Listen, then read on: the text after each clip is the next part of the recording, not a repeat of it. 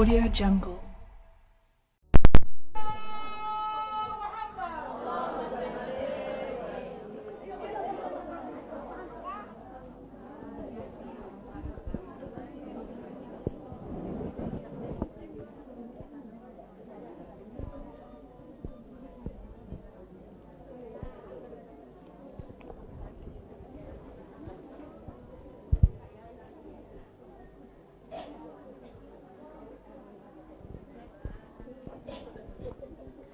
Assalamualaikum warahmatullahi wabarakatuh.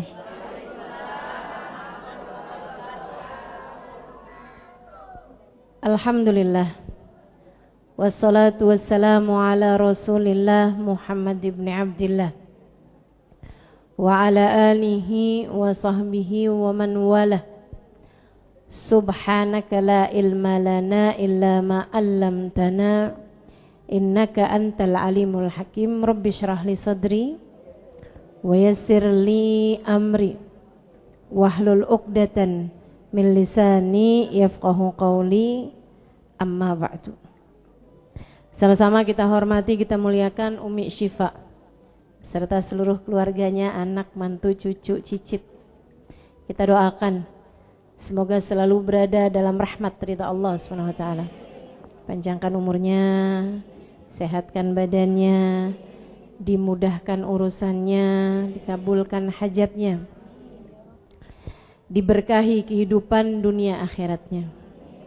Para ustazah yang banyak menghiasi majelis kita, ada Ustazah Lulu Al-Habsyi, ada Ustazah Anissa Al-Haddad, Ustazah Hasnah Al-Munawwar, Ustazah Su'ud Al-Kaf, Ustazah Azimah Al-Muhdar, Ustazah Sami Al-Haddad, Ustazah Anissa Al-Haddad, para ustazah yang lain, serta mana Umi Lulu? Umi Lulu Maula Khailah. Kita doakan para ustazah kita biar pada berkah, panjang umur dalam taat insyaallah, biar terus-terusan dapat memberkahi kita semuanya insyaallah. Para pimpinan pondok pesantren, pimpinan majelis talim, serta semua yang hadir di majelis ini, baik ibu-ibu, kakak-kakak, adik-adik, anak-anak, yang mudah-mudahan semuanya dirahmati dan dicintai Allah, disayangi dan disyafaati Nabi besar Muhammad sallallahu alaihi wasallam insyaallah. Amin ya rabbal alamin. Nabi itu diturunin ayat Al-Quran senang. Hal yang paling disukai oleh baginda Nabi besar Muhammad adalah turunnya Al-Quran, firman Allah, wahyu Allah turun kepada baginda Nabi besar Muhammad sallallahu alaihi wasallam. Dan itu juga anugerah paling besar buat kita umat Islam. Teman-teman saya sekalian, sampai waktu Nabi Muhammad meninggal dunia tuh ada Sayyidah Ummu Salamah, istrinya Nabi Muhammad sallallahu alaihi wasallam, salah satu istri baginda kita Nabi Muhammad. Waktu Nabi Muhammad wafat, beliau nangis sampai nangisnya tuh sampai nyesek banget gitu. Di sela-sela tangisan beliau bilang begini nih. Beliau bilang, saya menangisi kepergian Nabi Muhammad, tapi yang lebih saya tangisi lagi adalah inqita'ul wahyu minnana. Yang lebih saya tangisi lagi, yang bikin saya lebih nyesek lagi adalah terputusnya wahyu kepada kita. Dia bilang kemarin kalau kita bikin salah Allah turunin wahyu. Mulai wafatnya Nabi Muhammad dan gak ada wahyu lagi turun sama kita. Kita jadi kayak anak ayam kehilangan induk. Kayak punya handphone tapi udah gak ada pulsanya, udah gak ada sinyalnya. Udah gak ada nih, keputus wahyu, keputus hubungan antara hamba sama Allah Subhanahu wa taala. Jadi turunnya wahyu dalam Al-Quran itu hal paling tinggi yang diberikan Allah kepada Nabi Muhammad dan hal paling tinggi yang diberikan Allah kepada kita umat Nabi Muhammad SAW. Dari semua ayat Al-Quran, teman-teman saya sekalian, Nabi itu ketika turun Ad-Duha, itu Nabi sesudah turun surat Ad-Duha, Nabi sujud syukur. Nabi Muhammad sesudah itu, setiap kali baca Ad-Duha, Nabi bertakbir sesudahnya. Seneng banget Nabi itu. Tiap baca Wadduha Nabi takbir. Makanya sampai sekarang kita kalau baca Al-Quran, udah nyampe Wadduha ke bawah kita bacain takbir. Gitu kan? Nah itu Wadduha. Yuk kita tabarukan. Kita baca Wadduhanya. A'udzu billahi minasyaitonir rajim. Bismillahirrahmanirrahim. Wadduha wal laili idza saja.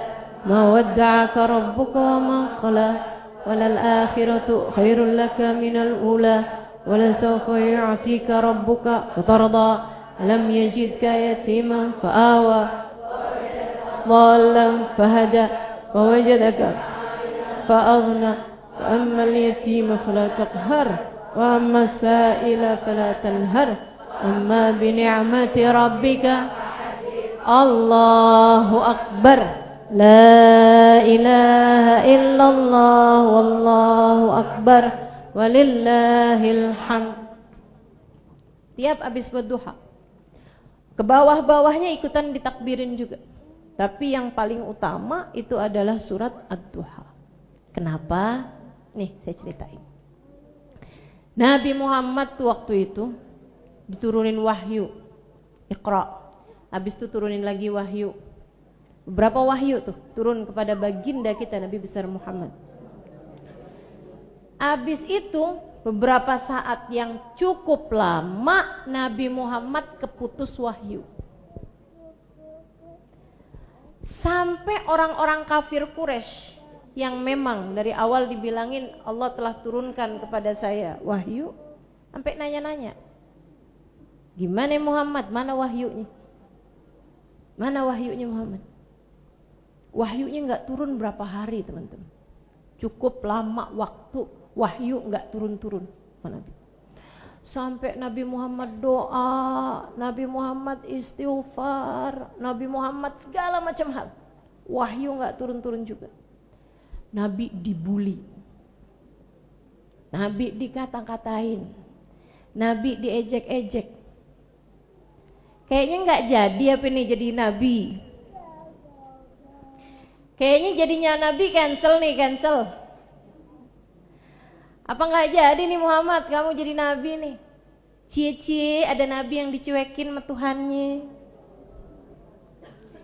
Cie-cie ada Nabi ditinggalin sama Tuhannya. Nabi Muhammad sedih mendengar ucapan mereka karena Nabi Muhammad takut itu kejadian sebenarnya. Jadi Nabi yang ditinggalin sama Allah Subhanahu.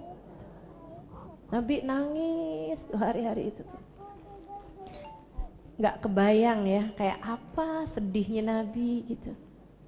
Apa iya nih, ya Allah kalau emang saya beneran Engkau utuskan, ya Allah turunkanlah wahyu kembali.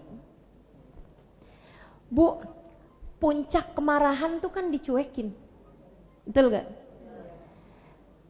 Saya dulu waktu masih kecil, biar gini saya pernah kecil loh. Dulu waktu saya kecil, bangga untuk hal yang tidak semestinya dibanggakan ya.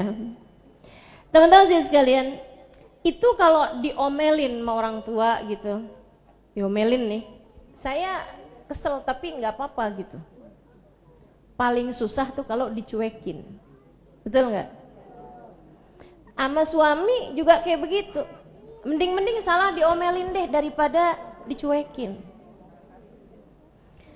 Dan karena saya nerimanya kayak begitu, saya juga memperlakukan orang kayak gitu. Kalau saya kesel tapi biasa aja saya ngomel. Tapi kalau udah marah banget saya akan diemin. Betul gak? Kita kan kayak gitu tuh. Kalau udah didiemin tuh udah tingkat kemarahan yang udah paling tinggi gitu. Dicuekin tuh nggak enak teman-teman. Kalau dilakukan oleh orang-orang yang kita sayangi. Begitu kan? Nabi Muhammad benar-benar tersiksa. Sampai kemudian sesudah waktu yang sangat lama, turun malaikat Jibril bawa surat Ad-Duha. Itu Nabi Muhammad sujud syukur karenanya. Bukan hanya karena wahyu turun kembali, akan tetapi karena maknanya. Sayyidina Ali bin Abi Thalib sebagai ana madinatul ilmi wa aliyun babuha. Kata Nabi Muhammad kan gitu. Aku kota ilmu, Ali adalah pintunya. Pintu kota ilmunya Nabi Muhammad alaihissalam. Beliau ketika ditanya mahya arja ayah fil Quran. Ini saya harap semua dengerin nih biar ngerti, biar paham, biar ada yang dibawa waktu pulang nanti. Biar ngerti siapa Nabi Muhammad, siapa kita, kayak apa hatinya Nabi Muhammad gitu. Gimana Allah sama Nabi Muhammad biar kita paham. Teman-teman saya sekalian, Sayyidina Ali ketika ditanya mahya arja ayah fil Quran.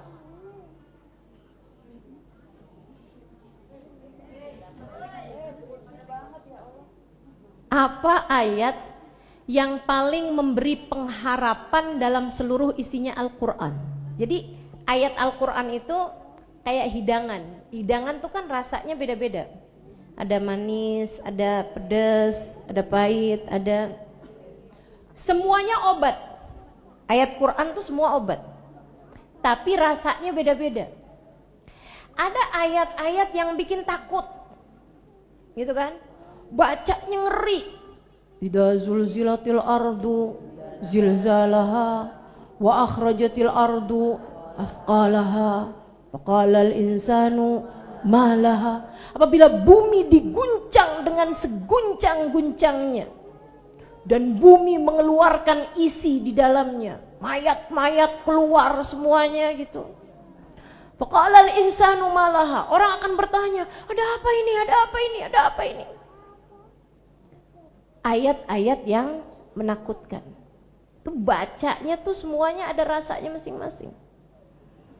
Saudaraku sekalian saya muliakan, makanya nih memahami ayat Quran, kita ngerti ketika lo baca ayat Quran itu karunia indah yang Allah berikan kepada seseorang. Nih Bu, ibu yang ngerasa iya baca Quran kagak ngerti nih, misalnya gitu. Ibu mesti punya pengharapan, ya Allah anak ke atau cucu ke jadiin ngerti Al-Quran. Minta sama Allah sungguh-sungguh. Saat mu tahajud, saat mu doa, saat mu hadir majelis maulid. Ya Allah biar ngerti sama ayat Al-Quran yang turun kepada Nabi Muhammad. Enggak saya anak deng ya Allah. Enggak anak cucu ya Allah. Minta sama Allah. Jangan cuma minta urusan duit mulu Bu. Di zaman kecil sampai umur udah segini tua, rambut udah pada beruban. Kalau doa urusannya duit mulu. Kalau enggak duit doanya gini, ya Allah suami biar jangan kawin lagi. Umur udah 70 tahun Nek. Doanya masih minta suami kagak kawin lagi aja. Teman-teman sekalian yang saya muliakan, Quran punya rasa macam-macam. Nah, Sayyidina Ali ditanya, mahya arja ayat fil Quran. Wahai pintu kota ilmunya Nabi Muhammad. Kita pengen tahu nih, mahya arja ayat fil Quran. Apa ayat yang kalau baca tuh bikin hati jadi gede? Bikin hati jadi seneng tuh, apa tuh ayatnya? Sayyidina Ali bilang, adakah kamu bertanya mengenai hal ini kepada banyak sahabat yang lain? Ulama dari kalangan sahabat yang lain. Dia bilang bala. Dan mereka semua menjawab, qul lilladzina asrafu ala anfusihim la taqnatu min rahmatillah innallaha yaghfirudz dzunuba. Betul gitu kata Sayyidina Ali. Dia bilang bala. Betul, wahai Sayyidina Ali. Semua sahabat yang saya tanya jawabnya sama ayat itu. Mahya arja ayat fil Quran. Apa ayat yang kita kalau bacanya tuh, kita kalau baca, kita kalau pahami, kalau dengerin, bikin hati jadi gede gitu, pengharapan. Para sahabat menjawab sama, yaitu ayat A'udzu billahi minasyaitonir rajim, qul lilladzina asrafu ala anfusihim la taqnatu min rahmatillah. Qul, sampaikan wahai Nabi Muhammad kepada umatmu. Tapi bukan seluruh umat. Sampaikan lilladzina asrafu ala anfusihim, kepada mereka-mereka yang berani-berani bikin dosa. Sama mereka-mereka para pendosa, sampaikan pesanku ini wahai Muhammad kepada mereka. Umatmu yang bandel-bandel nih, bilangin sama mereka Muhammad. Bilangin apa ya Allah? Ini kalau misalnya dibilang azabku sangat pedih, pantas. Para pendosa kok bandel-bandel nih, yang bolak-balik ngerjain salah, habis itu tobat ngerjain salah lagi. Emak-emak yang suka ngomel sama anaknya, istri-istri yang suka nuntut sama suaminya, padahal dia tahu suami yang pegang kunci surganya. Bilangin sama umatmu yang pada bandel-bandel, apalagi nih yang suka ngambil duit di saku suaminya.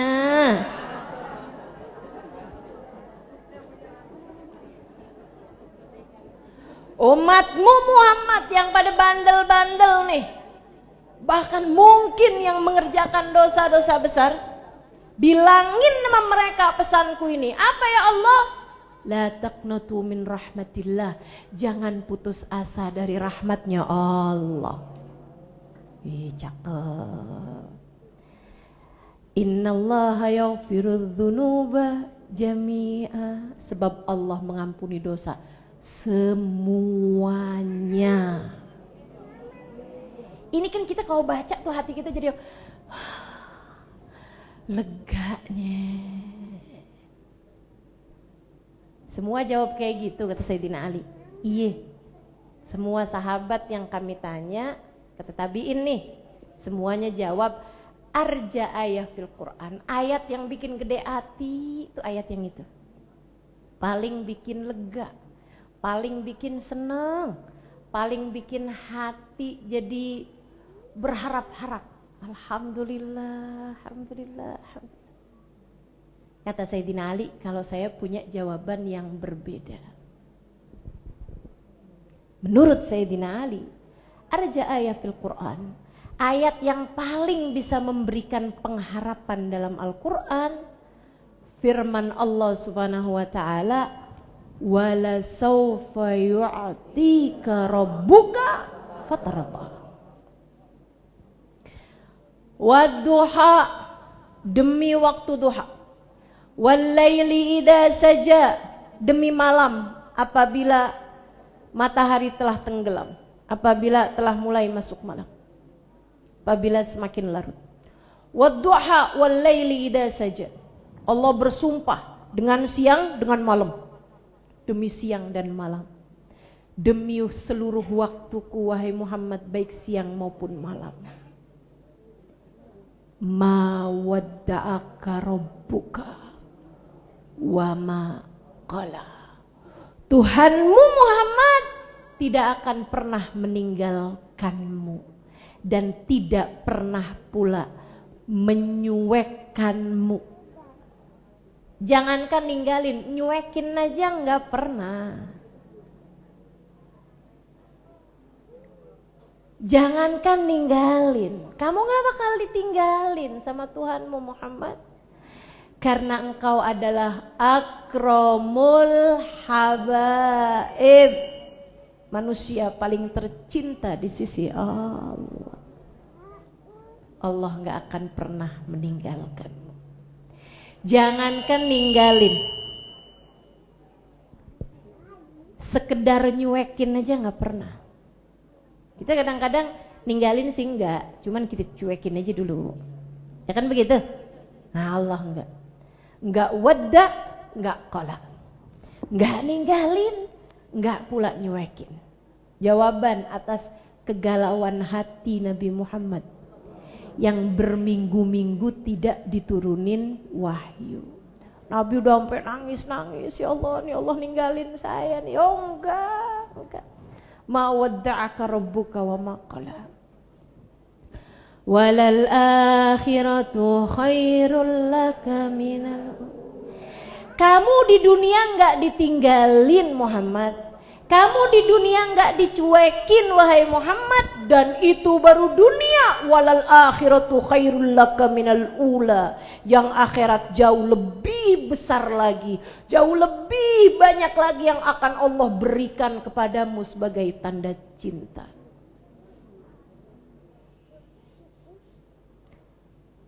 Apa dari pemberian itu?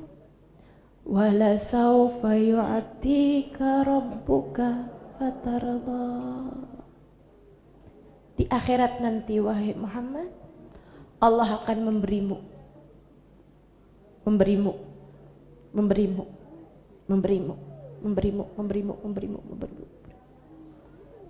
sampai kapan? Fatarda, sampai kamu puas. Allah memberimu Muhammad sampai kamu bilang cukup ya Allah, baru berhenti. Allah akan terus ngasih sampai pakai domirnya itu teman-teman, pakai fiil mudhari. Fiil mudhari itu yang belajar nahwu lamaan tapi ya ngerti yang saya maksud. Fiil mudhari li faidatil istimrar. Fiil mudhari itu menunjukkan arti senantiasa. Makanya Allah ketika bercerita tentang sholawat, bahwa Allah dan malaikatnya bersolawat kepada Nabi Muhammad, Allah nggak bilang innallah malaikatahu shollau ala nabi, nggak gitu. Tapi bilangnya innallah malaikatahu yusalluna ala nabi, pakai fiil mudhari. Artinya sungguhnya Allah dan segenap malaikatnya senantiasa bersolawat kepada Nabi sekarang dan selamanya. Allah bilang kepada Nabi Muhammad, wala saufa yu'ti, sesungguhnya Allah akan memberimu. Sesungguhnya Allah akan memberimu. Ini mic-nya nggak usah dinaikin. Wala saufa yu'tika rabbuka, sesungguhnya Allah akan dan terus memberimu wahai Nabi Muhammad, fatarda, sampai engkau mengatakan cukup ya Allah, sampai engkau mengatakan sudah ya Allah. Fatarda, sampai Nabi Muhammad ridho, sampai Nabi Muhammad puas. Sayyidina Ali bilang hiya arja ayat fil Quran. Ini ayat yang paling bikin gede hati bagi umat semuanya. Kenapa kok bisa begitu Sayyidina Ali? Karena saya tahu Nabi Muhammad gak akan puas, Nabi Muhammad gak akan ridho, Nabi Muhammad gak akan bilang sama Allah cukup ya Allah selagi masih ada satu umatnya dalam neraka. Selagi masih ada satu umatnya di dalam neraka, Nabi Muhammad akan mengusahakannya untuk bisa keluar dari dalam neraka. Kata Sayyidina Ali, ya arja ayat fil Quran. Ini ayat yang paling bikin gede hati bagi umat. Karena saya tahu siapa Nabi Muhammad. Sayyidina Hasan bin Thabit mengenai hal ini teman-teman. Beliau bilang, gini nih, saya mau baca qasidah tapi suaranya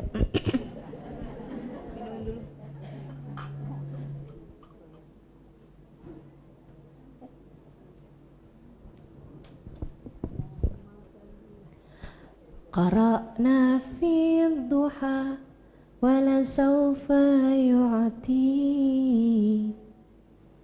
sarra qulubuna dhakal ata'u sarra qulubuna dzakal ata'u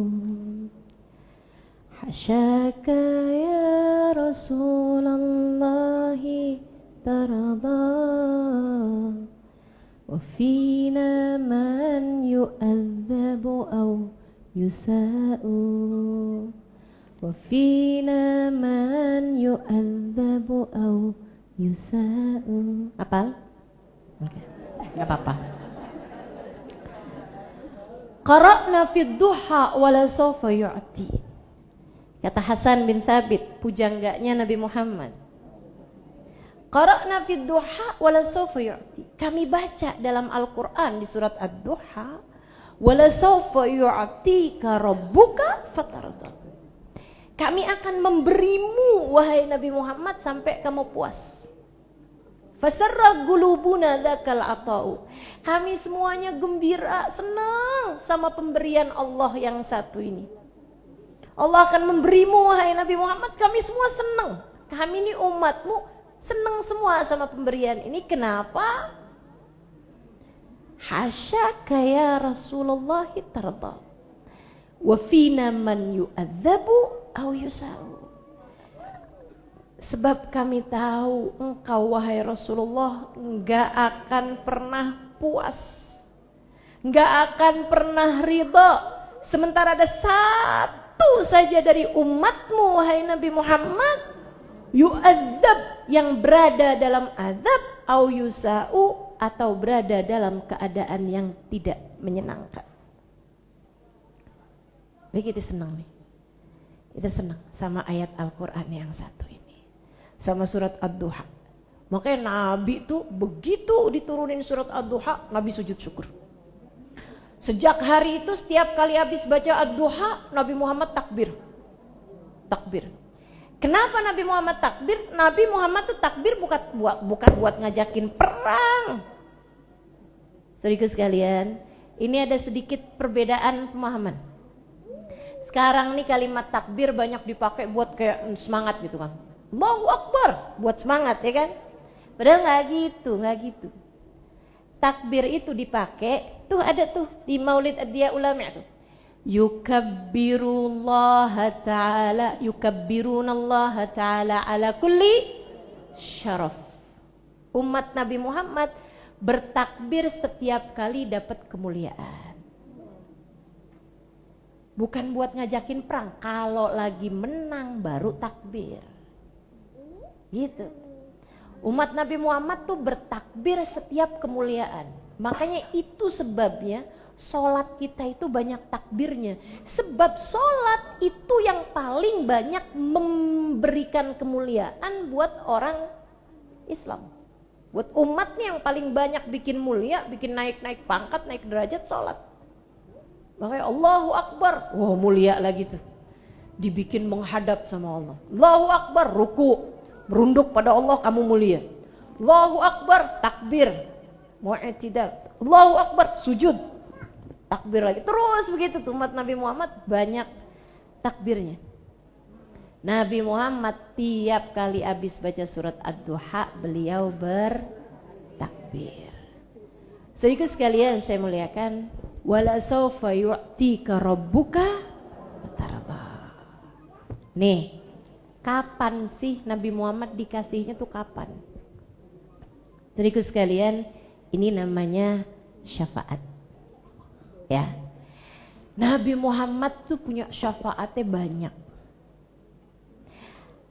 Kita tinggal mikir aja nih, kita nih yang dapat atoknya, dapat kan wala sawfa yu'tika rabbuka fatarda, pemberian Allah berupa syafaat, gitu ya. Nah syafaatnya ini yang menabi kan dibagi-bagi nih buat umat nih, ya kan begitu?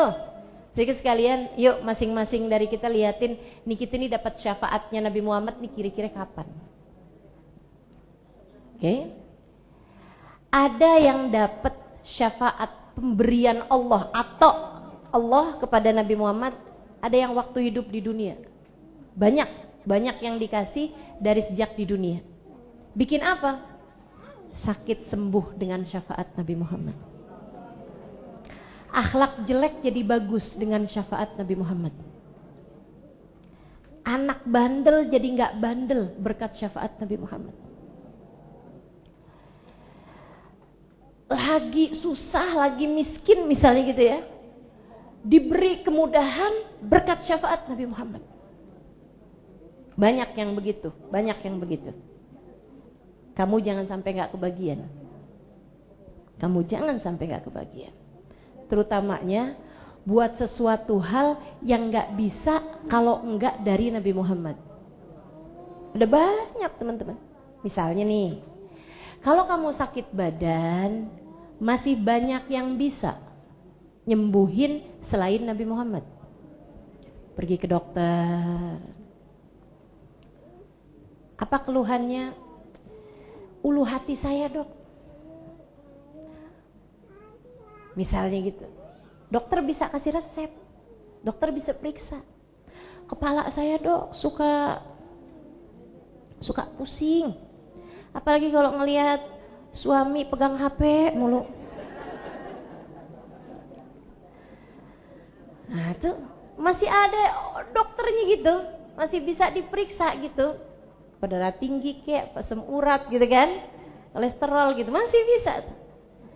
Sedikit sekalian, tapi ada banyak penyakit-penyakit yang kita nggak bisa datang, kita nggak bisa minta resep, tapi kita bisa datang kepada Nabi Muhammad dan minta syafaat Nabi Muhammad.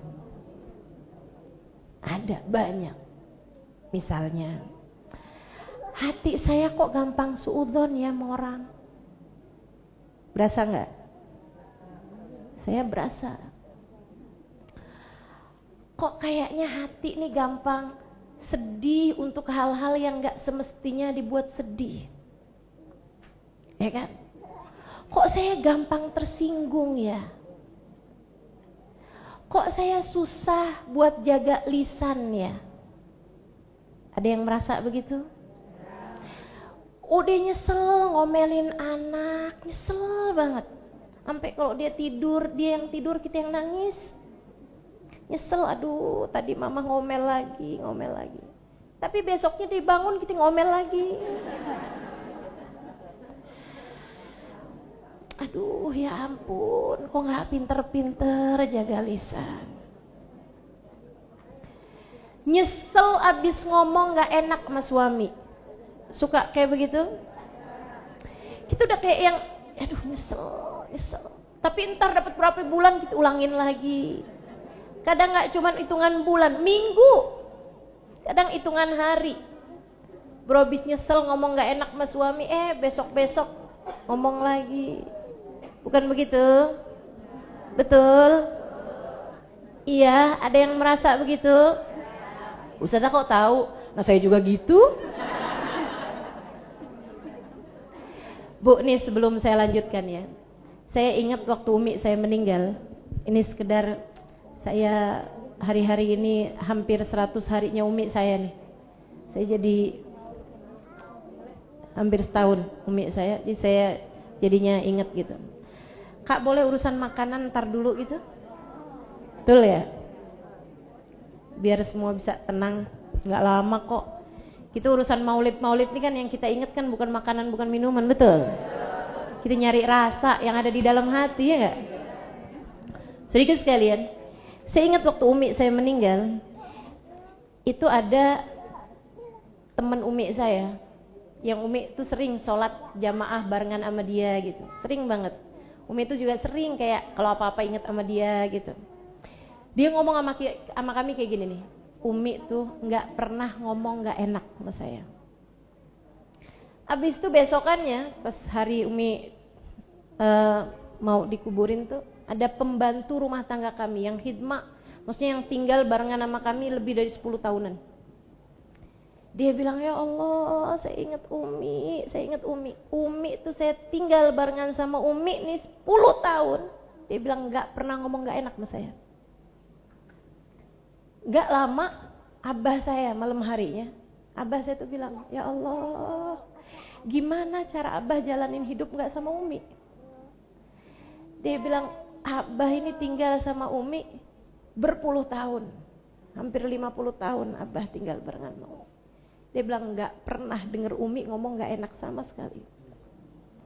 Saya jadi mikir gitu, ya Allah, cara kita jalanin hidup nih Bu, masih banyak PR.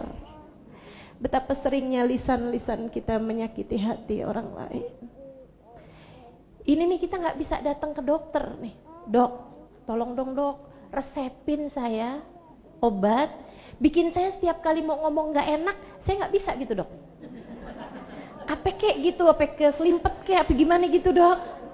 Tiap kali saya mau ngomong yang mengandung unsur dosa atau nyakitin orang lain, saya mendadak kayak yang ngantuk apa gimana gitu dok. Kira-kira ada dokternya kayak gitu? Ada, namanya Nabi Muhammad.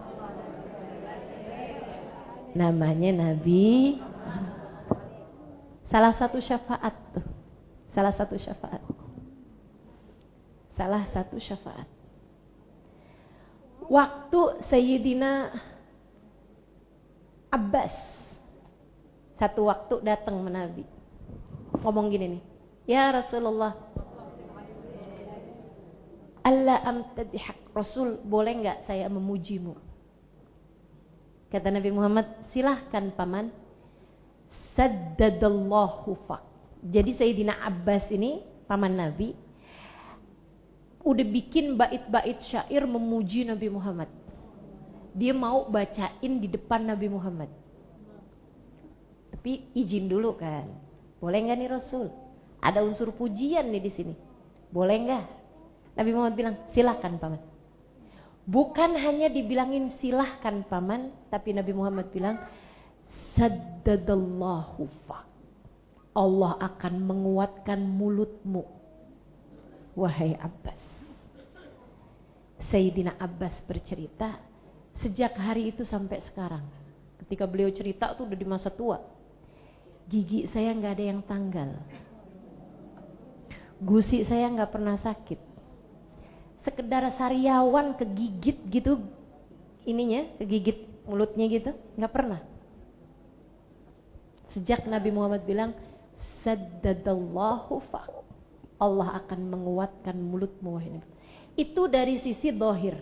Dari sisi batinnya, ucapan Sayyidina Abbas jadi lebih bagus, kata-katanya jadi lebih manis.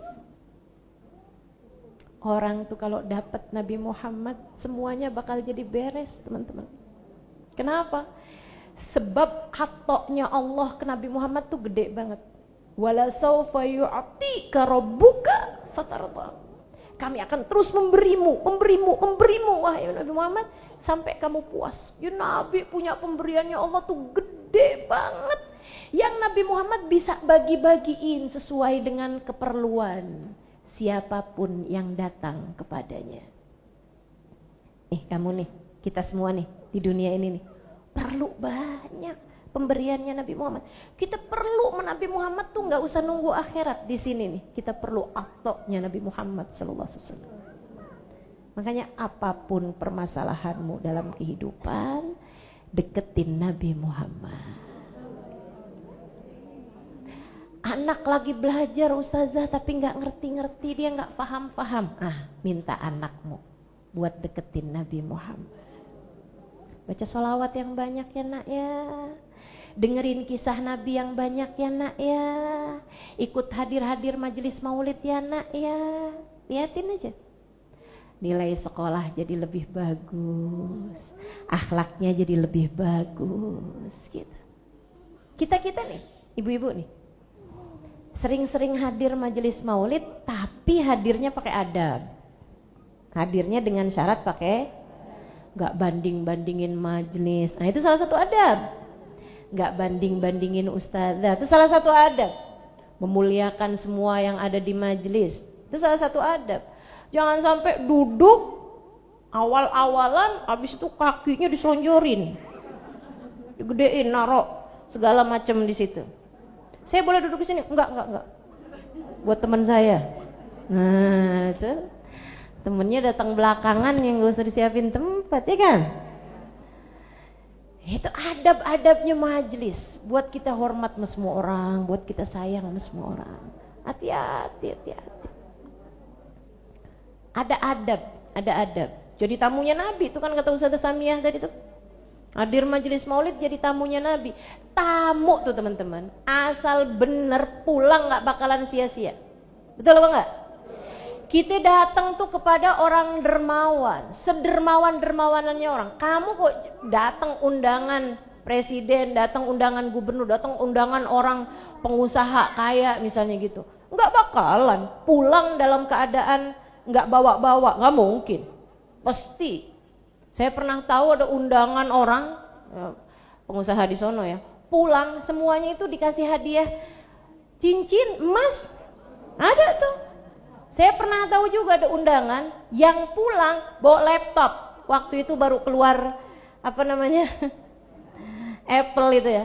Saya cuma lagi mau ngasih tahu sama kamu, orang-orang dunia ini yang kaya-kaya, gitu ya. Kalau ngasih itu juga nggak tanggung-tanggung. Ngasih itu bukan sesuai sama dianya, bukan sesuai sama yang datang.